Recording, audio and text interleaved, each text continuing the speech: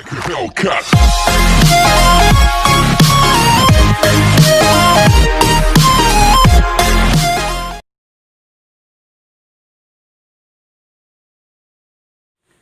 Halo, assalamualaikum warahmatullahi wabarakatuh. Masih bersama saya Nima Azria dalam pembelajaran bahasa Indonesia. Oke, kali ini kita akan membahas mengenai cerita hikayat. Nah, pada zaman dahulu, cerita atau prosa disampaikan melalui hikayat. Nah, saat ini cerita dapat disampaikan melalui cerita pendek atau novel. Nah, cerita dalam cerpen atau novel mempunyai tema yang beragam. Ceritanya tidak selalu berkisaran tentang kehidupan istana seperti hikayat. Nah, cerita dalam cerpen atau novel dijumpai dalam kehidupan sehari-hari. Nah, pada pembelajaran kali ini kita akan mempelajari seluk-beluk eh, hikayat. Nah, kalian akan membandingkan nilai-nilai dan kebahasaan hikayat dengan cerpen.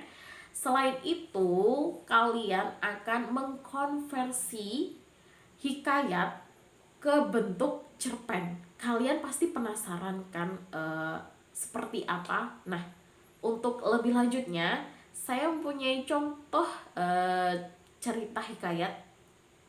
Oke, yang ada di samping ini.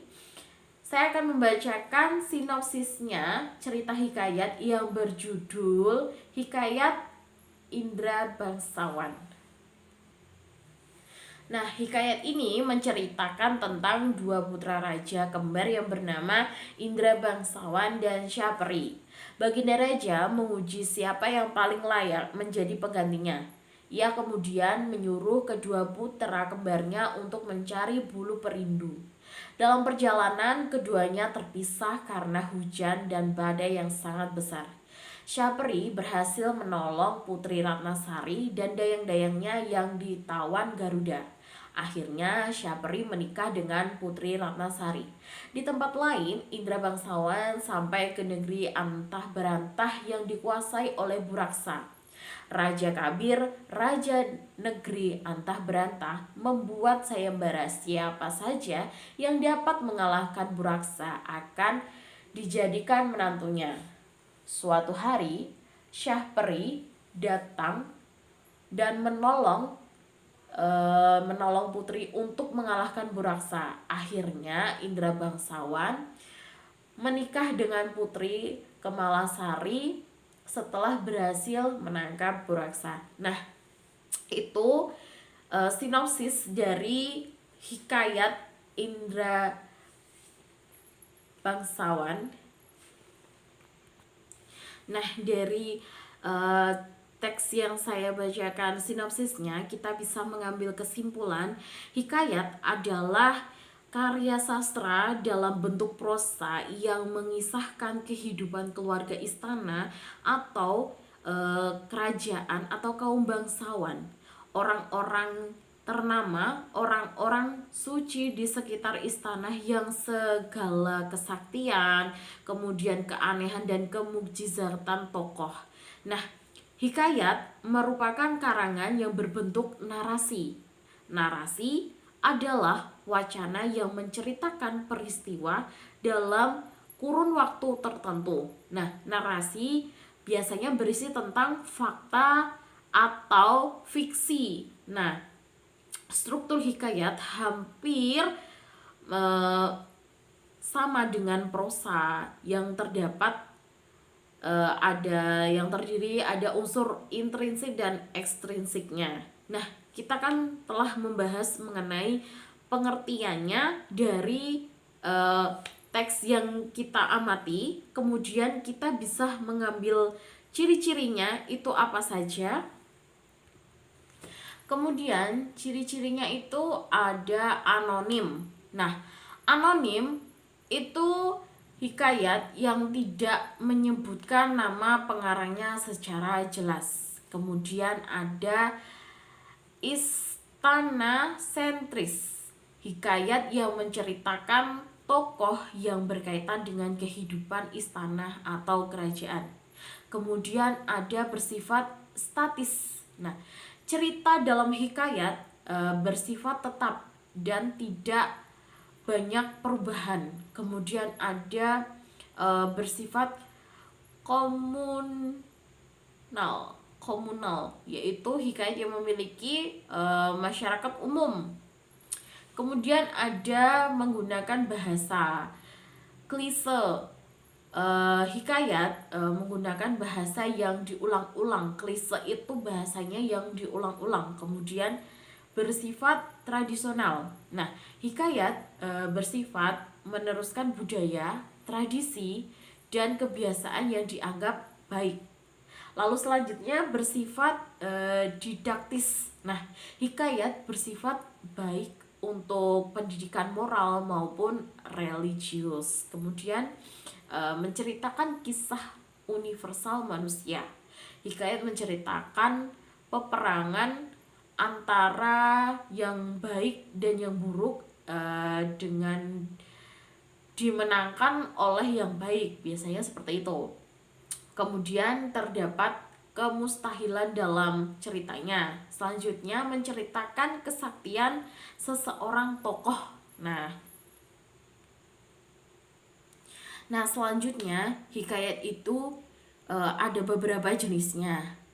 Dibagi menjadi 3 jenis ya. Dalam hal ini hikayat itu yang pertama ada hikayat yang berunsur Hindu. Nah, hikayat yang berunsur Hindu berinduk pada hikayat Sri Rama dan Mahabharata. Kemudian berkembang lagi hikayat seperti hikayat Pandawa. Kemudian ada Sri Rama. Selanjutnya ada hikayat berunsur Hindu-Buddha. Nah, hikayat yang berunsur Hindu-Buddha adalah hikayat yang berasal dari tradisi Hindu lalu masuk ke unsur-unsur Islam. Nah, contohnya itu ada hikayat Jaya Lengkara, ada hikayat si miskin, dan hikayat Indraputra. Kemudian ada hikayat berunsur Islam. Nah, hikayat yang berunsur Islam adalah hikayat yang berasal dari tradisi sastra Persia. Itu contohnya ada hikayat 1001 malam dan hikayat Kamar al-Zaman. Nah, berdasarkan isi hikayat dapat digolongkan menjadi 3 jenis, yaitu ada jenis rekaan, sejarah, sejenis biografi. Oke, selanjutnya ada nilai-nilai dan isi yang terkandung dalam hikayat. Nah, nilai apa saja yang terkandung dalam hikayat? Yaitu ada nilai religi atau agama, yaitu unsur nilainya yang mengandung tentang ajaran agama. Kemudian ada nilai moral. Nah, nilai moral ini berisi tentang nasihat yang berkaitan dengan budi pekerti, perilaku, kemudian ada tata susilanya. Terus selanjutnya ada nilai sosial. Nah, nilai sosial ini berisi tentang yang berkaitan dengan masyarakatan.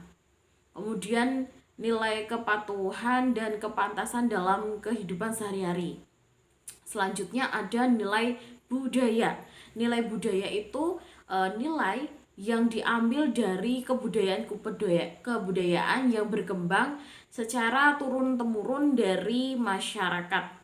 Nah, kemudian ada nilai estetika. Nah, nilai estetika itu adalah yang berkaitan dengan nilai keindahan dan seni. Selanjutnya ada isi hikayat itu ada apa saja sih? Ada unsur intrinsik dan ekstrinsik. Mungkin kalian sudah pernah dengar ya unsur intrinsik dan ekstrinsik. Nah, kalau unsur intrinsik itu biasanya menyangkut apa saja? Nah, kalau unsur intrinsik itu biasanya ada tema, terus ada tokoh dan penokohan, kemudian ada alur, atau plot, kemudian ada latar atau setting, selanjutnya ada amanah dan sudut pandang. Nah, itu yang termasuk unsur intrinsik di dalam hikayat. Kemudian ada unsur ekstrinsik. Unsur ekstrinsik itu ada apa saja? Yang pertama itu ada religi, kemudian ada adat istiadat, lalu ada latar belakang budaya, kemudian silsilah atau garis keturunannya.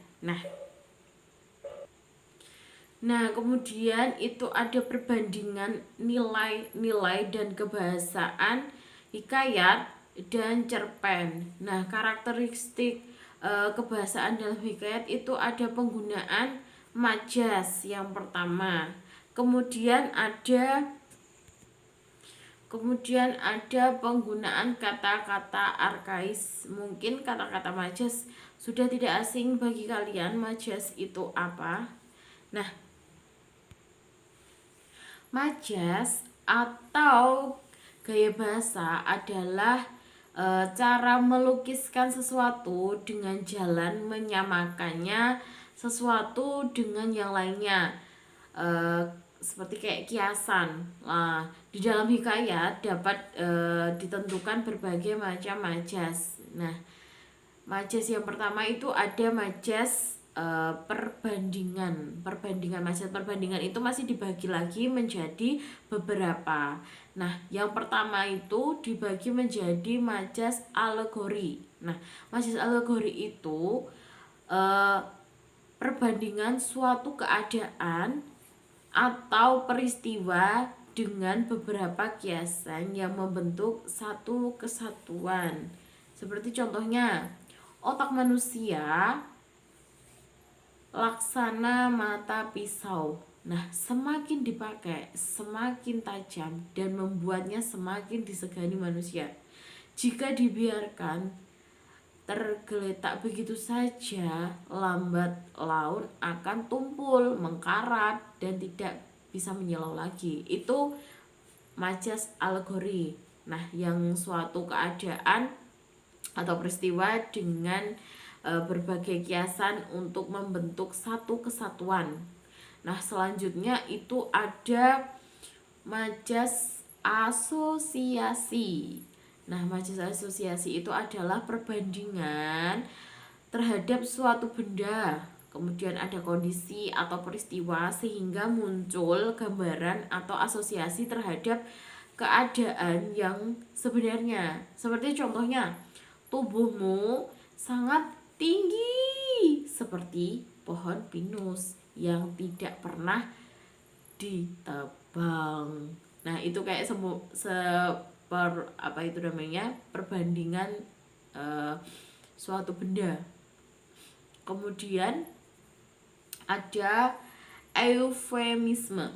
Eufemisme adalah pengungkapan suatu halus, pengungkapan secara halus untuk peristiwa-peristiwa yang tabu atau pantang. Seperti contohnya, saya tidak mengerti bahasa isyarat tunawicara, seperti itu. Nah, dia menyampaikannya dengan halus, tetapi yang dimaksudkan itu kan yang tabu, karena hal seperti itu tuh seharusnya nggak perlu kita omongkan karena ya mungkin menyakitkan, seperti itu.